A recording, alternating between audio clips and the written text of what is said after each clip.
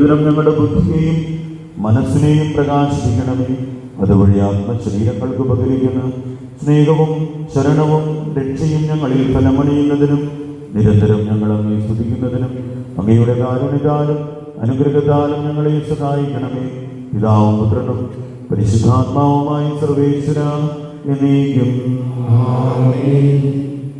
സഹോദരരെ, വിശുദ്ധ പൗലോസ്ലീഹ കൊറിന്ത്യർക്ക് എഴുതിയ 2-ാം ലേഖനം 10-ാം അധ്യായം 12 മുതൽ 18 വരെയുള്ള വാക്യങ്ങൾ കർത്താവെ ആശീർവദിക്കുന്നു.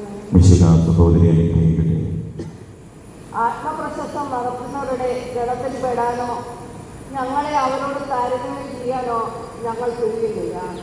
പരസ്പരം അളക്കാനും തുലനം ചെയ്യാനും സാഹസപ്പെടുന്ന വിദ്യകളാണ് അവർ.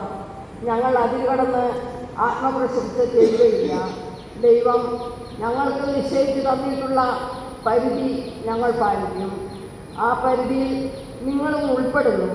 നിങ്ങളുടെ അടുത്ത് എത്തിയിട്ടില്ലാത്തവരെ പോലെ കൈയെത്തിച്ചു പിടിക്കാൻ ഉദ്യമിക്കുകയല്ല.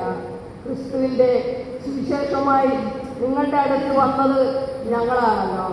അന്യരുടെ പ്രയത്നങ്ങളുടെ ഫലം സ്വായത്തമാക്കി അതികവിഞ്ഞ് അഹങ്കരിക്കുന്നവരല്ല ഞങ്ങൾ.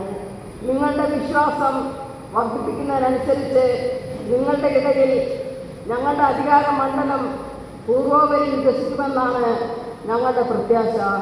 അപ്പോൾ അന്യൻ്റെ വഴിയിൽ ചെയ്ത ജോലികളെപ്പറ്റി പ്രശംസിക്കാതെ നിങ്ങൾക്കുറപ്പുള്ള സ്ഥലങ്ങളിൽ സുവിശേഷം പ്രസംഗിക്കാൻ ഞങ്ങൾക്ക് കഴിയും. അഭിമാനിക്കുന്നവൻ കർത്താവിൽ അഭിമാനിക്കട്ടെ. എന്തെന്നാൽ തന്നെ പ്രശംസിക്കുന്നവനല്ല, കർത്താവ് പ്രശംസിക്കുന്നവനാണ് സ്വീകാര്യൻ.